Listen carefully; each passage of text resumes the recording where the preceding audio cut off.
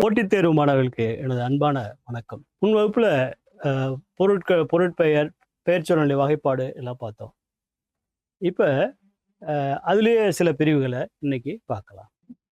பெயர்ச்சொல் வகையில இடுகுறி பெயர்னு ஒன்று இருக்கு. அது எப்படி விளக்கம் சொல்லுவாங்கன்னா, இட்டு குறித்து வரப்பெற்ற பெயர்கள், முன்னோர்களால் பெயரிடப்பட்டு குறித்து வரப்பெற்ற சொற்கள், எந்தவித காரணமும் இல்லாமல் முன்னோர்களால் இட்டு, அதாவது பெயரிடப்பட்டு குறிக்கப்பட்டு வந்த பெயர்கள். இந்த இடுகுறி பெயருக்கு எந்த காரணமும் இருக்காது. அதனால இது இடுகுறி பெயர். மண், மண்ணுன்னு ஏன் பெயர் வச்சாங்க தெரியாது. காடு, அதுக்கு ஏன் பெயர் அப்படி வந்தது தெரியாது. உயிர், அதே மாதிரி அதுக்கும் காரணம் இல்லை. இப்படி காரணம் இல்லாமல் வரப்பெற்ற பெயர்கள் எல்லாம் இடுகுறி பெயர்களாகும். இப்ப சில பேருக்கு கொஞ்சம் சந்தேகம் வந்திருக்கலாம். இந்த மண் அப்படிங்கிறது முன்னாடி சொன்னீங்கன்னா அது ஒரு பொருட்பெயர்னு சொன்னீங்க, இங்க வந்து இடுகுறி பெயர்னு சொல்றீங்க. இரண்டுமே சரிதான். கேட்கப்படுகின்ற கேள்வியை பொறுத்து நமது பதில் இருக்க வேண்டும். அதே மாதிரி காடு, அது இடப்பெயர், அங்க சொல்லும்போது இடப்பெயர், இங்க இடுகுறி பெயரா சொல்றோம். இது இடுகுறி பெயரா, காரண பெயரா, இடுகுறி பெயரா அல்லது இடப்பெயரா? காடு என்பது இடுகுறி பெயரா அல்லது இடப்பெயரா அப்படின்னு கேட்டா இரண்டுமே சரிதான். கேட்கப்படுகின்ற கேள்வியை பொறுத்து ஒரு ஆப்ஷன் தான் கொடுப்பாங்க. அதுல இடுகுறி பொது பெயர், இட்டு குறித்த பெயராக இருக்கும். அதே சமயம் அந்த பொருளுடைய பொது தன்மையை குறிக்கும். இப்ப மண்ணுனா அதுல வகைப்பாடு இருக்கும், காடுனா அதுல வகைப்பாடு இருக்கும், பாம்புனா அது வகைப்பாடு இருக்கும். ஆனால் பொதுவாக சொல்லப்படுகின்ற பெயராக மண் இருக்கிறது, காடு இருக்கிறது, பாம்பு இருக்கிறது. இதுல இருந்தா பிரிவுகள் இருக்கு. ஆக இடுகுறி பெயராகவே இருக்கும், அதே சமயத்துல அது பொது பெயராக இருக்கும். அப்புறம் இப்ப இடுகுறி சிறப்பு பெயரை பார்த்தீங்கன்னா அது இன்னும் கொஞ்சம் விளக்கமா புரியும். இடுகுறி பெயராகவே அமையப்பட்டிருக்கும், ஆனா பொருள்களில் வகைப்பாட்டை உணர்த்தும்.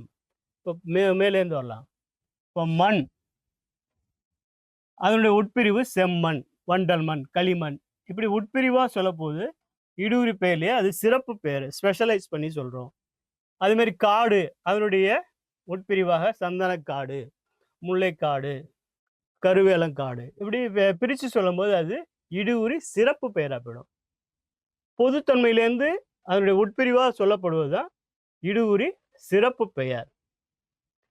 பாருங்க, பாம்பு அப்படிங்கிறது இடுகுறி பெயர். அதனுடைய உட்பிரிவா சொல்லும் போது மலைப்பாம்பு, சாரைப்பாம்பு, நல்ல பாம்பு அப்படி சொல்லும் போது அது இடுகுறி சிறப்பு பெயராயிடுது. இப்ப அதுல தனியா விளக்கமா சொல்லிக்கோங்க. இதுல இடுகுறி பெயர், இந்த பக்கம் இடுகுறி சிறப்பு பெயர். இது எந்த ஒரு காரணமும் இல்லாமல் சொல்லப்பட்ட பெயர்கள். இதனுடைய தனித்தன்மை உட்பிரிவா சொல்லப்படுவதெல்லாம் இடுகுறி சிறப்பு பெயர். மரம், தென்னை மரம்.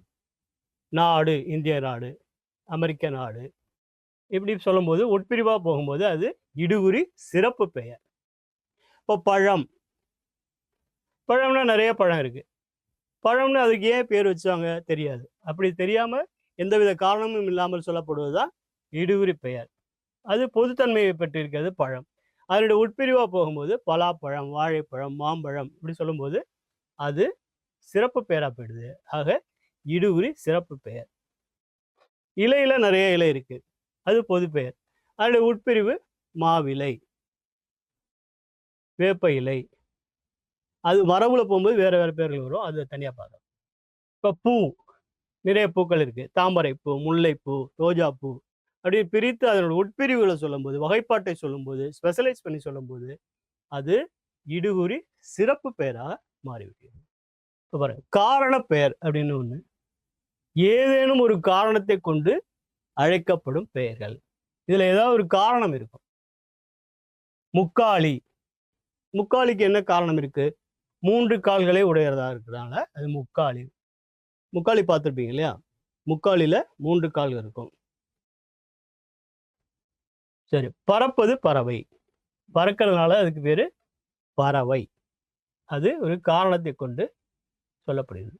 காரண பேரு 2 வகைப்படும். என்னென்ன பார்க்கலாம். இடுகுறி பெயர்ல பொது பெயர் பார்த்தோம்ல, அதே மாதிரி காரண பெயர்லயும் பொது பெயர். காரண பெயராக அமையப்பெற்று பொதுத்தன்மையை உணர்த்தும். இப்ப அணினா நிறைய அணிகள் இருக்கு. காலணி, வளையல், தோடு, இதெல்லாம் அணிகள் நிறைய இருக்கு. ஆனா அணிங்கிறது இது இங்க பொது பெயரா இருக்கு. ஆனா காரணம் உடையதாக இருக்கிறதுனால இது அணிந்து கொள்வது அணி, பறப்பது பறவை அப்படின்னு இங்கேயும் பறவைன்னு பொது பெயர் பொதுவா சொன்னோம். இங்க காரண பொது பெயர்ல எடுத்துக்காட்டம் சொல்றோம். இப்ப இந்த சிறப்பு பெயரை பார்த்தா அதனுடைய தனித்தன்மை என்னங்கிறது புரியும். இப்ப காரண பெயராக அமையப்பெற்று பொருளின் வகைப்பாட்டை அதனுடைய உட்பிரிவை சொல்வது காரண சிறப்பு பெயர். இப்ப பாருங்க, இங்க அணி, மேல அணி, அது காரணத்திலே பொதுத்தன்மை உணர்த்துது. இப்ப அதனுடைய காலணி அப்படிங்கும்போது காலில் அணிந்து கொள்வது காரண பெயராக இருக்கு. ஆனா உட்பிரிவு அணிங்களுடைய உட்பிரிவாக இருக்கிறதுனால இது காரண சிறப்பு பெயர். இப்ப பறவைன்னு சொன்னா அது பொது பெயர், காரணம் உள்ளது, காரண பொது பெயர். இப்ப அதுலயே உட்பிரிவா சொல்றோம். மீன்குத்தி பறவை அப்படின்னு சொல்லும்போது குயில், புறா அப்படின்னு உட்பிரிவா பறவையிலே உட்பிரிவுகள் சொல்லும்போது அது காரணமுடைய, அதே சமயத்துல காரண சிறப்பையும் சொல்றதுனால அது காரண சிறப்பு பெயர். வெறுமனே பறவைனா அது காரணமுடைய பொது பெயர். மீன்கொத்தி பறவை, குயில் பறவை, கிளி பறவை அப்படின்னு சொல்லும்போது அதுல சிறப்பு பெயரா போயிடும். இப்ப காரண பொது பெயர் அதனுடைய காரண சிறப்பு பெயர் தனியா விளக்கமா சொல்றோம். அணி, காலணி, பறவை, மீன்கொத்தி பறவை, இது பொதுவா சொல்லப்படுகின்ற காரணமுடைய பெயர்கள். இது காரணமும் இருக்கும், அதே சமயத்துல பொது பெயருடைய தனித்தன்மை அல்லது உட்பிரிவை விளக்கும். இது ரெண்டும் கலந்து ஒண்ணு இருக்கு. காரண இடுகுறி பெயர். காரண பெயரும் இருக்கும், அதே சமயத்துல பல பொருட்களுக்கு காரணமா இருக்கும். ஆனா ஒன்றை பத்தி தான் அது பேசும். 4 கால்கள் இருக்கிறதுனால அது நாற்காலி, அது காரணம் இருக்கு. ஆனால் எல்லாத்தையுமா நாற்காலின்னு சொல்றோம் இல்லையே. 4 கால்கள் உடையது கட்டில் இருக்கு, மேஜை இருக்கு, சில பொருட்கள்லாம் இருக்கு. ஆனா நாற்காலிங்கிற அந்த அமரக்கூடிய ஆசனத்தை மட்டும்தான் அதற்கு பொருத்தமாக சொல்கிறோம். இப்படி இடுகுறி காரணமாகவும் இருக்கும். ஒன்றுக்கு மட்டுமே இட்டு குறித்து சொல்வோம். அதுக்கு பேர் தான் காரண இடுகுறி பெயர். அதே போல முள்ளி. முள்ளினா முல்லை உடைய தாவரம். முல்லை உடைய தாவரம் நிறைய இருக்கு இல்லையா? முட்கள் நிறைந்த தாவரங்கள் நிறைய இருக்கு. ஆனா முள்ளிங்கிற ஒரே ஒரு தாவரத்தை பற்றி தான் சொல்கிறோம். முள்ளினா அந்த கிராமத்தில் உள்ளவங்க அந்த நீர் முள்ளின்னு சொல்லுவாங்க. அதுல முள்ளு இருக்குமா என்னன்னு தெரியல. ஆக இது முள்ளிங்கிறது ஒரே ஒரு பொருளை மட்டும் சொல்வதனால அது காரணத்திலேயே இடுகுறி பெயர். இப்ப காற்றாடி. காற்றுல நிறைய பொருள்கள் ஆடுது. ஆனா மேலே பறக்கிற பட்டத்தை மட்டுமே காற்றாடின்னு சொல்றோம். ஆக காரணமும் இருக்கும், அதே சமயத்துல ஒன்றனுக்கு மட்டுமே பொருத்தமாக இருக்கும். அது பேரு தான் காரண இடுகுறி பெயர். இப்ப நாற்காலிய அடிக்கடி கேட்பாங்க. அது நாற்காலிங்கிறது காரண பெயரும் சரிதான், காரண இடுகுறி பெயரும் சரிதான். இங்க அதை விளக்கம் கொடுத்துருவோம். 4 கால்களை உடைய பல பொருட்கள் இருப்பினும் நாம் அமரக்கூடிய ஓர் இருக்கையை மட்டுமே குறிப்பிட்டு சொல்வதால் நாற்காலி என்கிற சொல் காரண இடுகுறி பெயராகிறது. அதே மாதிரி முட்செடிகள் பல இருப்பினும் முள்ளி என்கிற ஒரே சொல் ஒரே ஒரு செடியை, முட்செடியை மட்டும் குறிப்பதால் அதுக்கு காரண இடுகுறி பெயர்.